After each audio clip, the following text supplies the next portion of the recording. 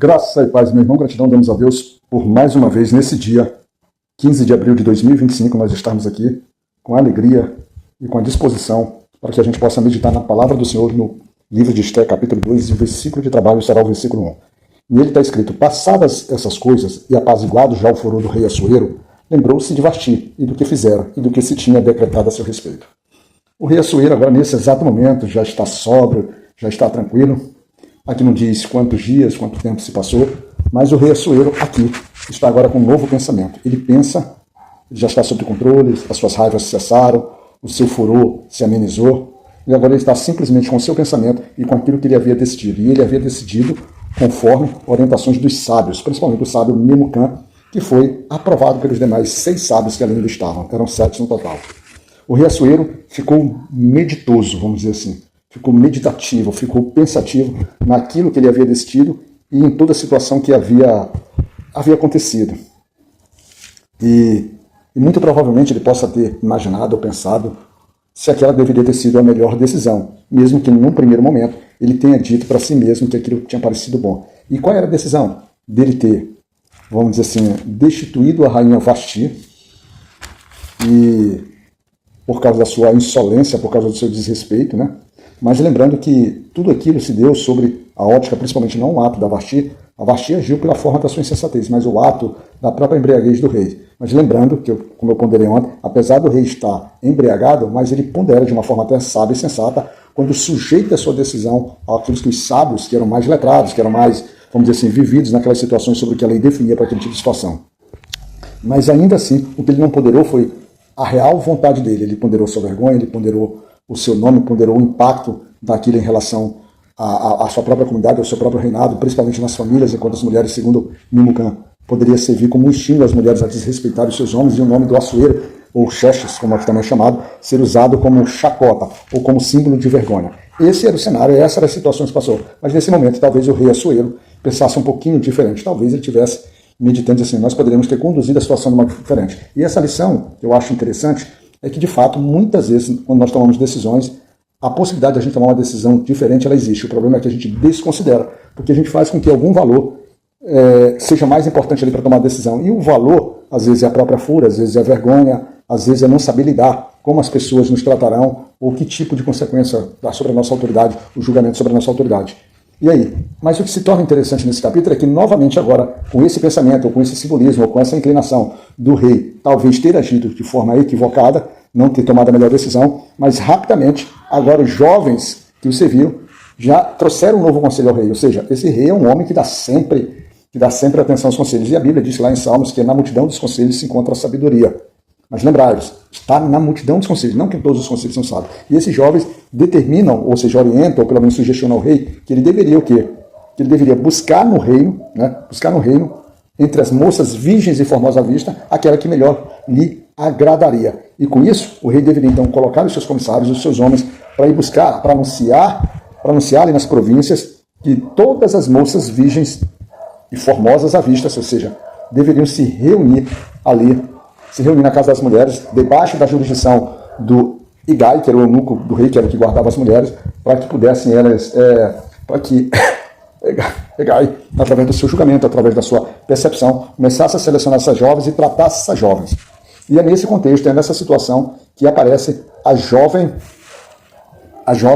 Hadassa, também conhecida como Esté, que é sobrinha, mas também é filha do Mardoqueu, porque Hadassa aparece no versículo 7, diz assim: este criara Hadassa, que é Esté, filha do seu tio, porque não tinha pai nem mãe, e era moça bela de aparência e formosa à vista.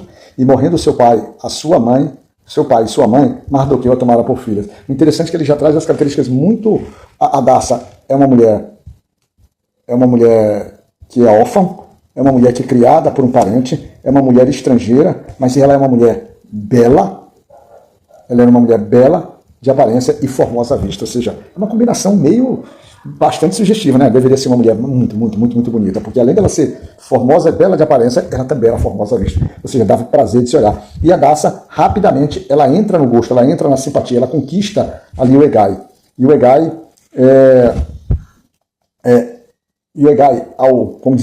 ao ter graça em relação a Hadassah, ele coloca logo 7 mulheres ali para servi-la e os seus enfeites e começa a prepará-la, porque nesse tempo as moças elas eram, vamos dizer assim, preparadas durante um ano para que pudessem se apresentar ao rei.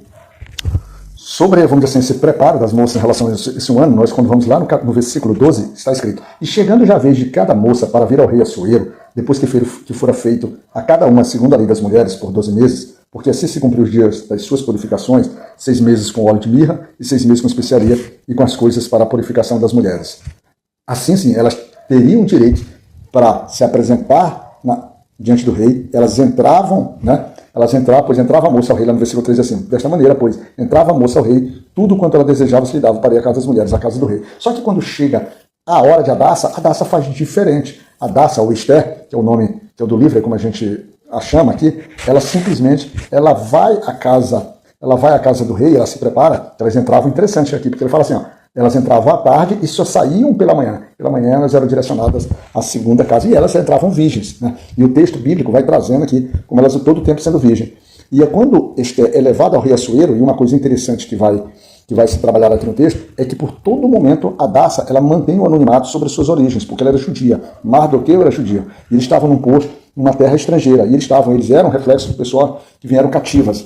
E o interessante de tudo isso é que deve ter um significado, vai ter um significado para a história de Esther, isso ao longo do tempo. E ela se mantém ali anônima, mas ela já está encantando o rei. Ela encanta o rei Assuero. E lá ali no 10º mês do 7º ano, se lembra que Vashti, que a festa aconteceu lá no terceiro ano do reinado do rei Assuero, aqui nós já estamos no 7º ano, ou seja, mostra que um bom tempo se passou, um bom tempo de preparo, já várias mulheres, várias moças se apresentaram na frente de Hadassah ali para o rei. Então nesse 10º mês, ela apresenta. E o versículo 17 diz algo fantástico, ele diz assim: e o rei amou a Esther mais do que a todas as mulheres, e ela alcançou perante ele graça e benevolência mais do que todas as virgens, e pôs a coroa real na sua cabeça, e a fez rainha em lugar de Vashti.